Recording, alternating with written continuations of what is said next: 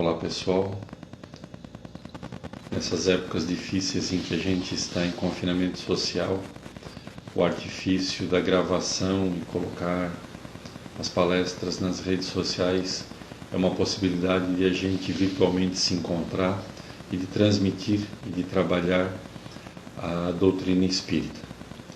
Peço a Jesus que derrame sobre nós as suas bênçãos para que a gente possa, nesse momento difícil das nossas vidas, da sociedade, do mundo, termos tranquilidade e discernimento, calma nos corações para enfrentar essa adversidade. A gente sabe que depois da noite vem o dia, depois da tempestade vem a bonança, e haverá de vir para nós também, mas para que isso aconteça temos que ter nos nossos corações a tranquilidade. E Jesus transmitiu essa tranquilidade com muita maestria. Que Ele derrame sobre nós suas bênçãos para que possamos também aproveitar nossos dias. E o tema de hoje, que fala de um assunto muito importante e acontece nas nossas vidas, que é a morte. O tema é quando a morte nos visita. E eu pediria a licença de colocar no tema reticências ao final dele, porque aí ele nos suscita algumas frases como: quando a morte nos visita, como a vejo, como a entendo, ela existe? Quando a morte nos visita, estou preparado para ela? Quando a morte nos visita, estou preparado para recebê-la na minha família? Quando a morte nos visita, estou preparado para auxiliar? Quando a morte nos visita, por que para mim?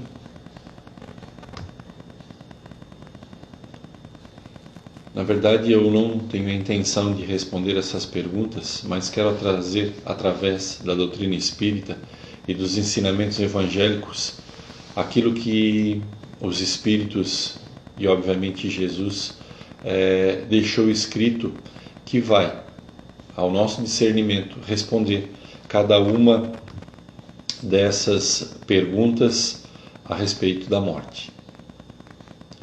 Jesus nos deu alguns exemplos de vencer a morte, mas alguns exemplos que nos parecem ter sido vencer a morte, na verdade, passagens evangélicas, a Gênese nos mostra, nos traz respostas de que efetivamente lá não houve morte. Então, relembrando aos amigos a ressurreição de Lázaro, quando Maria, amiga de Jesus, vem procurá-lo, avisando que seu irmão Lázaro havia morrido. Ele vai até o túmulo e lá, como diz o texto evangélico, ele ressuscita.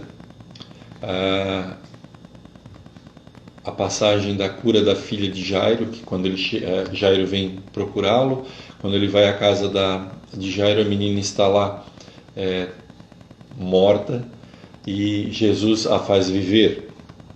E aquela terceira passagem do filho da viúva de Naim, quando na saída da cidade encontra o velório andando e Jesus faz viver novamente o filho da viúva. Porém, como eu informei, na Gênesis, há uma passagem muito interessante que fala dos milagres de Jesus e traz esses três fatos de que supostamente havia Jesus ressuscitado os três: Lázaro, a filha de Jairo e o filho da viúva de Naim. Na verdade, a gente sabe que Jesus, com todo o seu poder, nunca derrogou nenhuma das leis de Deus, das leis naturais. E, obviamente, a morte é uma das leis. E a gente sabe que temos o nosso corpo físico, temos o nosso perispírito e o nosso espírito, que está envolto pela carne agora, enquanto encarnados. A gente sabe que enquanto houver a ligação do espírito ao corpo físico, que é através do fio de prata, né, que a gente costuma dizer, a vida se mantém, a vida está no corpo físico. Somente quando houver a quebra desse fio de prata, dessa linha que liga o espírito ao corpo, é que haverá a morte. E depois que houver o rompimento, nem Jesus poderia fazer com que isso voltasse, porque é uma lei de Deus, é uma lei natural. Muito bem. Nesses 3 casos não houve morte. Como diz lá na Gênesis, houve o que eles dizem ser letargia, que é aquela morte aparente. Então, na verdade, Jesus acordou aqueles 3. Mas então não há na passagem evangélica na batalha entre a vida e a morte a vitória da vida sobre a morte? Lembram na passagem de João, capítulo 20, versículos de 11 a 18, quando Jesus já havia morrido, haviam achado um túmulo, porque nem isso ele tinha, e ele foi posto num túmulo. Naquela noite, soldados e o pessoal amigo de Jesus cuidou do corpo. Mas no dia seguinte, quando Maria Madalena volta ao túmulo, percebe que a pedra não estava mais lá. A pedra havia sido movida da porta do túmulo. E ela olha lá dentro e vê que o corpo de Cristo não está mais lá. Ela corre aonde estão os discípulos, avisa Pedro e o discípulo amado, e os 3 voltam correndo lá para o túmulo, e quando percebe realmente não havia mais o corpo. Os 2 homens vão embora e Maria Madalena se senta à porta e chora. Porém, volvendo os olhos para dentro, ela percebe que sentado no lugar onde havia estado o corpo de Cristo, 2 anjos estavam sentados à direita e à esquerda daquela pedra. Um deles pergunta a Maria por que ela chora, e ela diz que chora porque foi roubado o corpo de Cristo. É emocionante essa parte, porque aí se vê o amor dela para com o Mestre. Ela entra no túmulo e quando ela olha para o lado, percebe que há um homem de pé, e ela, achando que era o jardineiro, ele pergunta: por que choras, mulher? Ela diz: eu choro porque roubaram o corpo do meu mestre. E ela, ainda dizendo a ele, diz assim: mas se foi tu que roubaste o corpo dele, me diz onde está que eu vou buscá-lo. Não percebendo. E aí então ela percebe que é Jesus, né? E vai tentar abraçá-lo, e ele diz: não me toque, porque eu ainda não voltei para o Pai. Estando ele naquele estado fluídico, perispíritico, aparecendo para ela, pediu para que ela não tocasse, para que ela não tivesse, né, aquela sensação de não corpo, né, de não presença física, e isso seria chocante para ela. A visão lhe parecia real no sentido, e era real, mas no sentido material, mas quando na verdade ele estava fluidicamente ali. Então ali mostra a primeira vez que Jesus aparece após a sua efetiva morte do corpo físico, em espírito para os seus discípulos. Aí sim se mostra a vitória da vida sobre a morte que Cristo nos trouxe. Já são 2020 anos dessa passagem, descontado obviamente a data de Cristo, é um pouco menos de 2000 anos, mas por cerca de 2000 anos a gente trouxe esse entendimento de morte como fim. Não entendemos na época e com os escritos evangélicos dessa vitória, e a gente trouxe nos nossos olhares e pensamentos que a morte é o fim, mas que na verdade a gente não percebe que a vida ela é única e continua. Mas, aproximadamente 160 anos atrás, com a vinda do Consolador Prometido, a doutrina espírita nos dá uma nova visão do pensamento religioso. Com o Livro dos Espíritos, ele nos liberta daquele desespero da morte do túmulo, daquela prisão que supostamente estaríamos condenados de viver no túmulo, com uma vida com fim, porque ao final dessa vida não teríamos outra.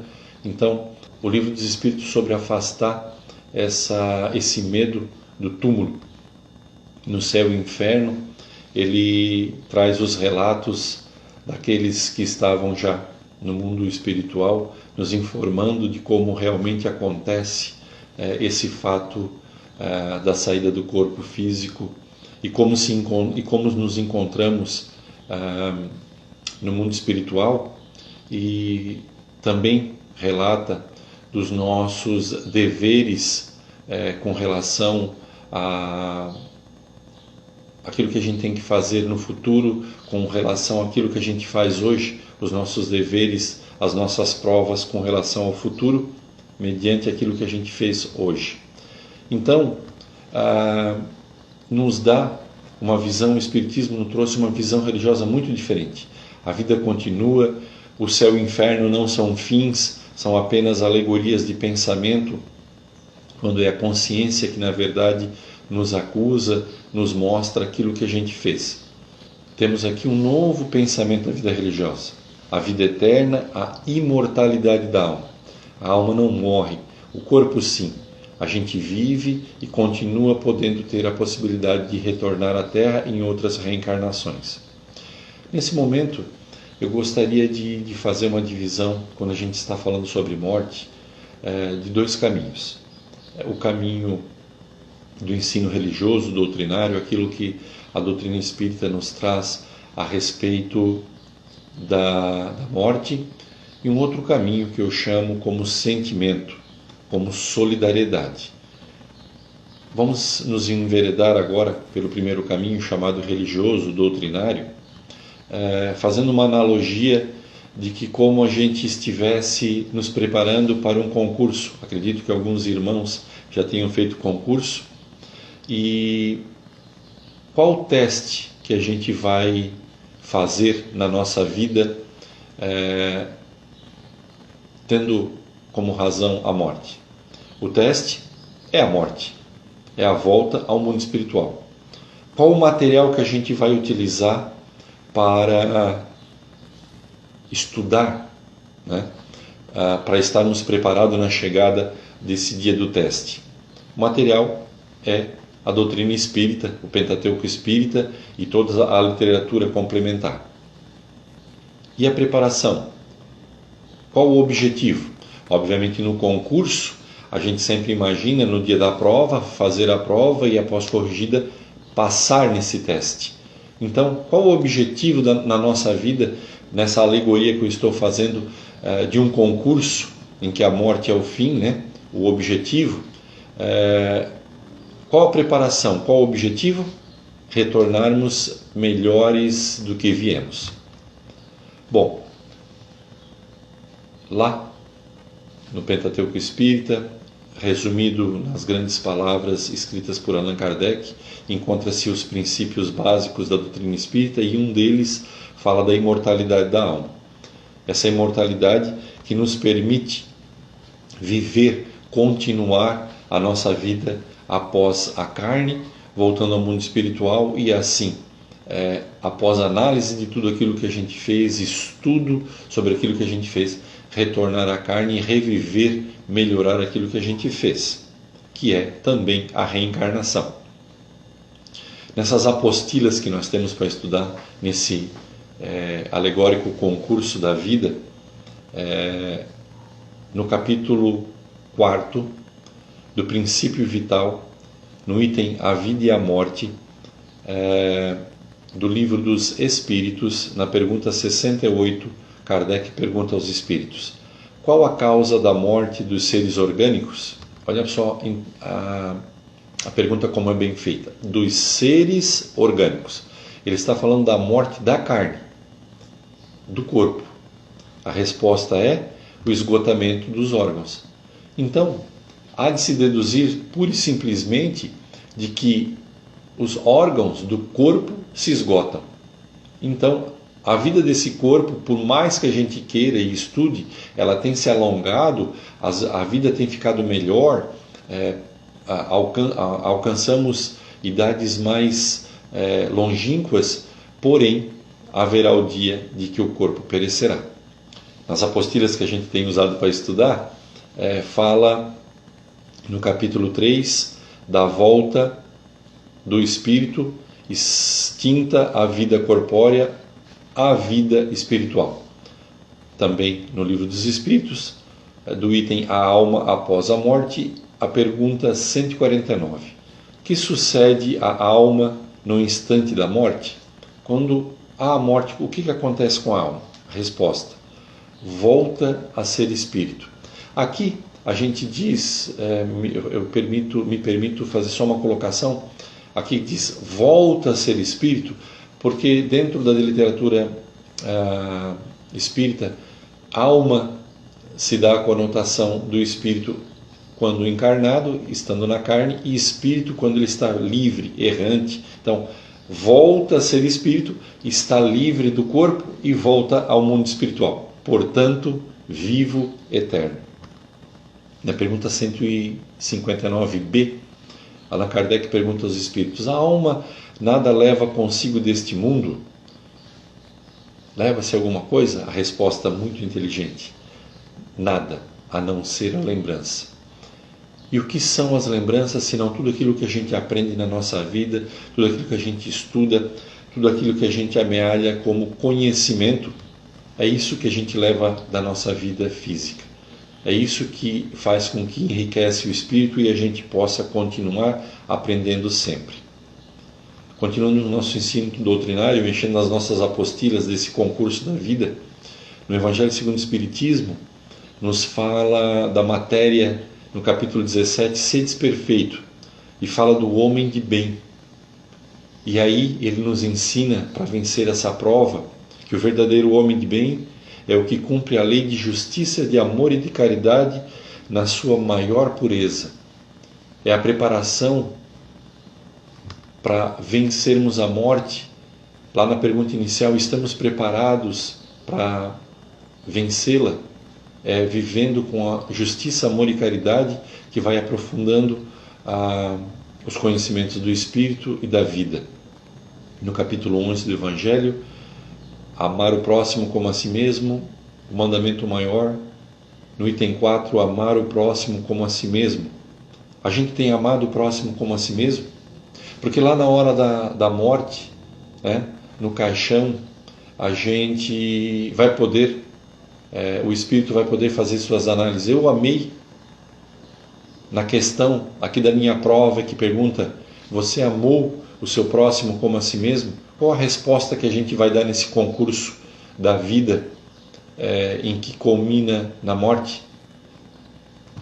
No capítulo 12, ele nos ensina: amai os vossos inimigos, retribui o mal com o bem. Se o amor do próximo constitui o princípio da caridade, amar os inimigos é a mais sublime aplicação desse princípio. Obviamente, talvez seja uma das passagens mais polêmicas, porque amar o inimigo realmente já não é fácil. Amar o amigo, né? Amar o inimigo é muito mais difícil, mas aqui fala do perdão, aqui fala do aceite, aqui fala da análise que a gente também tem que fazer com que a gente fez para esse inimigo. Qual a resposta que daríamos na nossa prova final? Se amamos o nosso inimigo, se respeitamos o nosso inimigo? No capítulo 14 do Evangelho segundo o Espiritismo, honrai ao vosso pai e à vossa mãe, piedade filial, que nos lembra a parentela corporal e espiritual, os laços de família. Haveremos de responder o que na nossa prova final, quando perguntados o que fizemos com os nossos pais? se cuidamos dele, se demos amor para ele. E dentro desse mesmo contexto, se há pai, há filho, como pais, como que a gente educou os nossos filhos, como que a gente transmitiu o Evangelho de Jesus para eles. Essa será a pergunta que vai ser nos feita no momento da nossa prova, e teremos que ter resposta para elas. No capítulo 22, não separeis o que Deus juntou, indissolubilidade do casamento. A pergunta será: como foi o teu convívio com o teu companheiro? Você respeitou? Você o compreendeu? Você teve paciência? Essas são algumas perguntas que vão vir à nossa consciência na nossa prova final.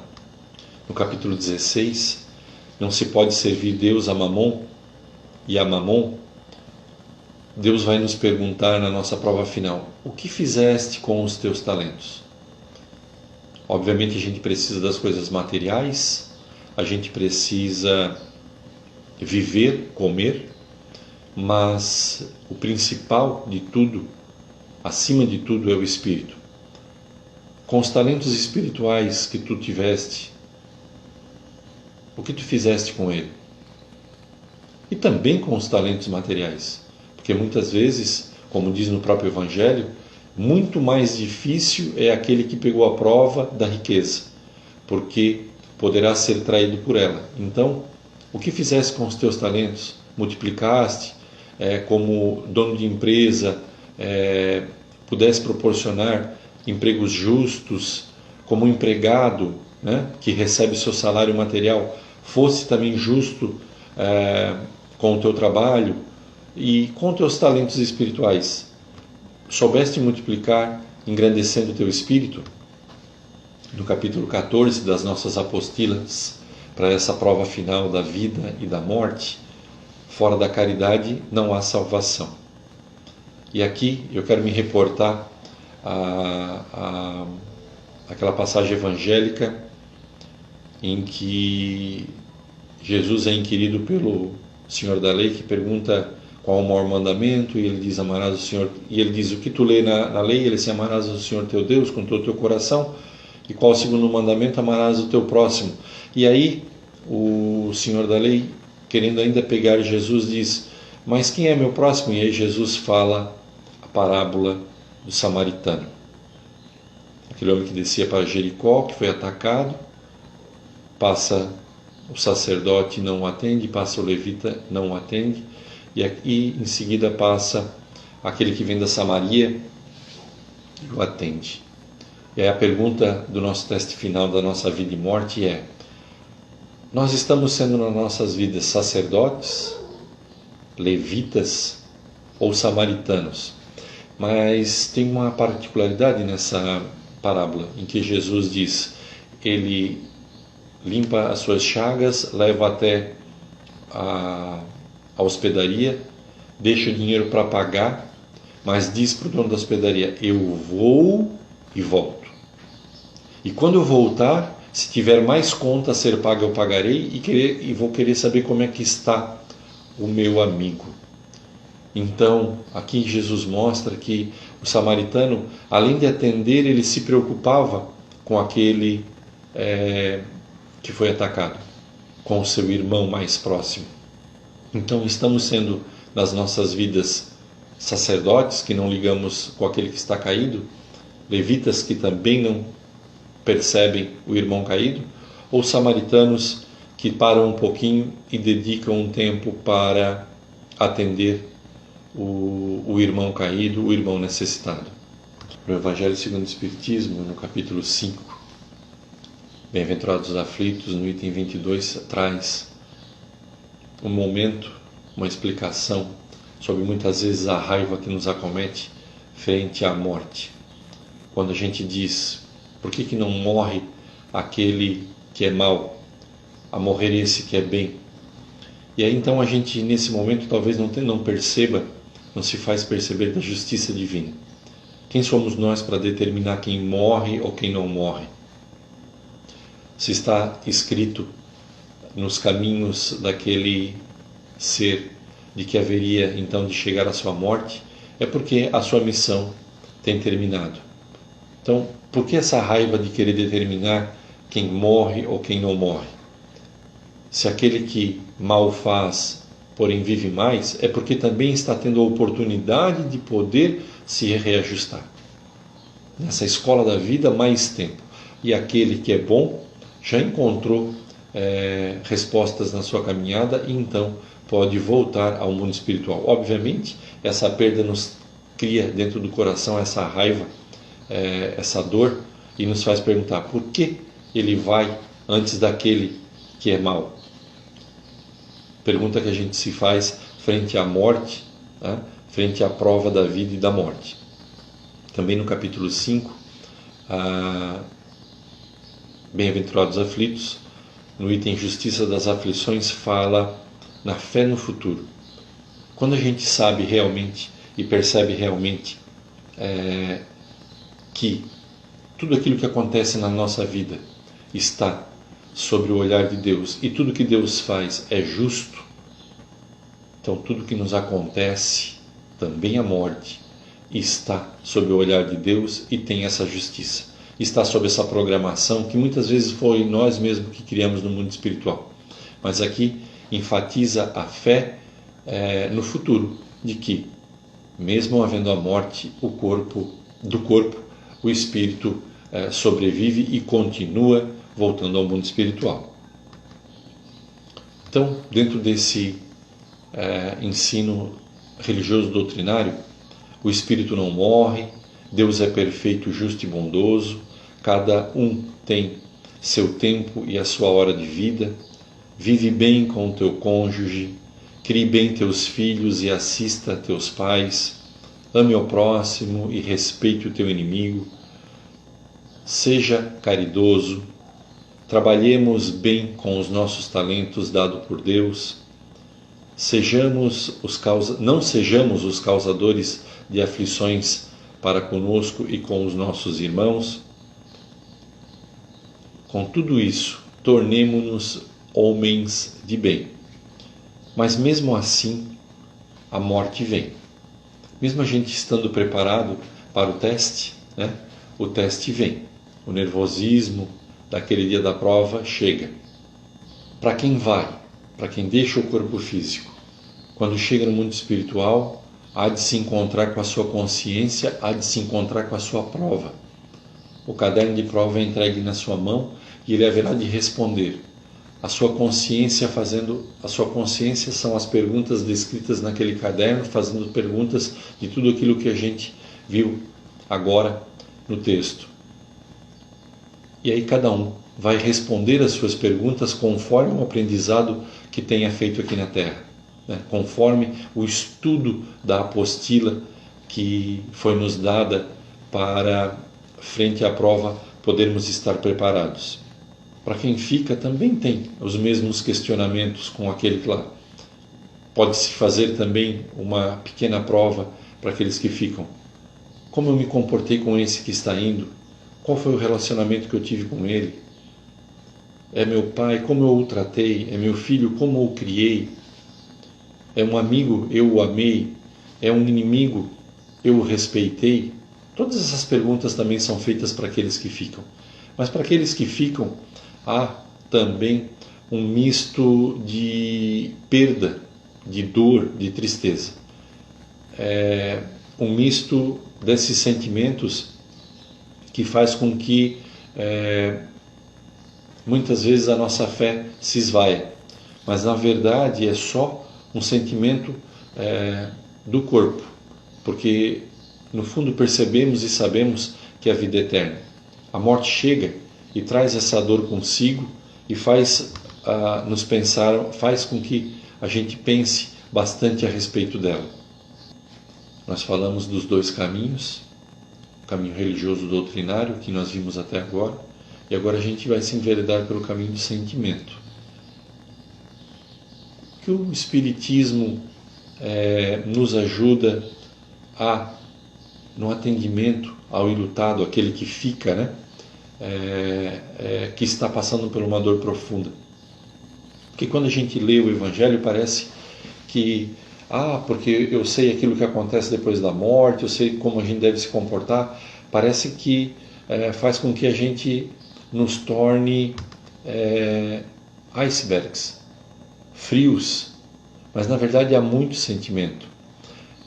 Só que falar de morte, falar do sentimento morte, é uma coisa muito difícil quando efetivamente não haja acontecido nas nossas vidas. Eu particularmente não perdi uma pessoa ainda, uma pessoa muito próxima de mim. A minha perda maior foi a minha sogra, mãe da minha esposa, que nos deixou alguns anos atrás, mas efetivamente eu não tive uma perda de um familiar, de um amigo tão próximo. E isso é difícil falar quando a gente não sente. É difícil falar quando isso não acontece. Me permito fazer um exemplo de que falar de dor sem tê-la sentido é muito difícil. Quem não teve uma cólica renal ainda, não tem como explicar para uma pessoa que não sofreu essa dor, né? Essa cólica, o que é passar por uma cólica renal? Por um parto, né? Um parto natural, as dores do parto natural. Eu sei que a comparação é um pouquinho estranha, mas o que eu quero dizer é que eu não vivi a dor nesse sentimento mais profundo. Então eu vou fazer me valer de um filmezinho que eu achei na internet, de uma história contada pelo Haroldo Dutra Dias, que fala desse sentimento, que fala desse acolhimento que o espírita tem que ter para com aqueles que perdem os seus entes. E quero me fazer valer das palavras do Haroldo para explicar que nós não somos icebergs, né? Mas que nós temos consciência daquilo que acontece, daquilo que está acontecendo. Segue então o vídeo e voltamos em seguida. Bom, eu me lembro de uma frase de Gandhi que ele dizia assim: a verdade é resistente como um diamante, mas delicada como a flor de um pessegueiro. Eu, uma vez, olhei para essa flor do pessegueiro, ela é realmente extremamente delicada. Uma pessoa que sofre uma perda desse porte, uma perda de um filho na idade infantil, a última coisa que ela está precisando, talvez, é de verdades duras, ou de doutrinação dogmática. Essa pessoa está precisando de empatia, de você sentir junto, compartilhar com ela e mostrar de forma carinhosa que nós somos espíritos imortais. Somos espíritos imortais. E que aquela morte foi do corpo, foi do veículo que era utilizado para o espírito. Olha, eu vivi uma experiência nesse sentido, se vocês me permitem contar, em São José do Rio Preto, numa cidade pertinho de São José do Rio Preto, cidade pequenininha, um casal que frequentava o grupo espírita. O marido não era assim bem espírita, mas ele acompanhava a esposa, que era uma grande trabalhadora, e tinham 2 filhos, e um comércio na cidade pequenininha. Uma quadrilha invadiu essa cidade pequena e ficou monitorando a atividade deles. E descobriu que ao entardecer eles pegavam o dinheiro do armazém que era vendido e levavam para um sítio, que eles moravam num sítio próximo. Eles monitoraram. Quando eles foram para o sítio, a quadrilha invadiu, o pai estava descascando laranja na porta do sítio, eles metralharam o pai caiu no chão, ensanguentado, eles entraram, o filho resistiu, e eles atiraram também no filho, pegaram o dinheiro e saíram correndo.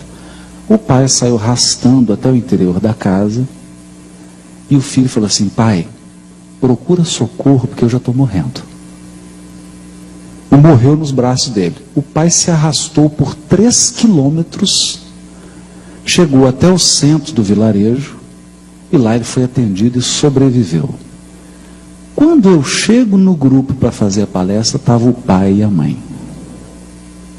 O pai olhou para mim, começou a chorar e falou assim: fala alguma coisa para mim. Olha, foram talvez os 5 segundos mais longos da minha vida. Porque depois de 22 anos de espiritismo, há 22 anos sou espírita, graças a Deus, eu fiquei sem palavras. Então eu dei um abraço nele e falei assim: nada que eu fale agora vai aliviar a sua dor, mas eu não posso deixar de dizer: seu filho vive, seu filho está vivo. E foi uma coisa tão interessante, porque isso eu falei, tinha acabado a palestra. Eu falei, ele começou a chorar, a mãe chorar, foi aquela emoção grande, e chegou, nesse momento, chegou a noiva do rapaz. O rapaz estava noivo. E falou para mim assim: olha, quando ele morreu, na hora do velório, que eu sou muito católica, eu coloquei um terço nas mãos dele no caixão. E eles fecharam o caixão e eu falei para ele assim: esse aqui é o símbolo do nosso amor. Coloquei o terço nas mãos dele. Passado uma semana depois, Haroldo, eu estava assim meio que adormecida, de repente eu vi uma senhora no meu quarto, toda vestida de branco, com um terço na mão. Eu falei: olha, então você teve uma visão, né, você está falando. Eu falei: você viu? Eu vi, eu estava acordado, ela chegou e mostrou o terço. O que é isso? Vai explicar. Olha, naturalmente o Espírito deve ter te sensibilizado, você conseguiu enxergar, e ali era ele que não podia vir, porque está em processo de recuperação ainda no plano espiritual, te mostrando que ele está vivo.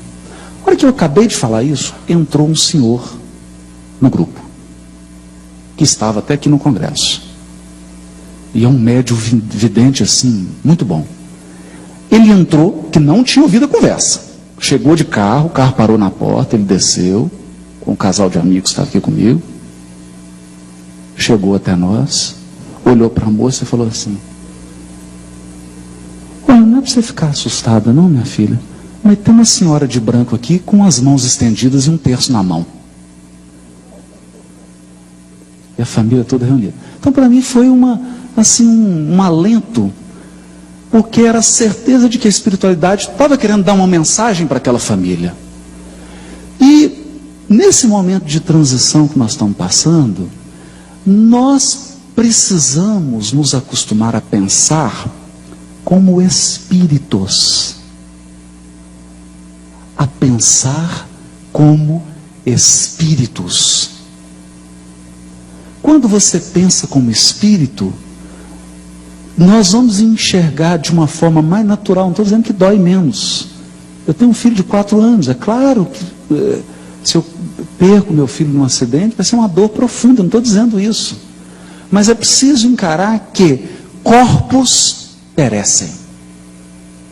Corpos morrem. E Deus é Pai de espíritos imortais. Nesse vídeo o Haroldo fala de empatia.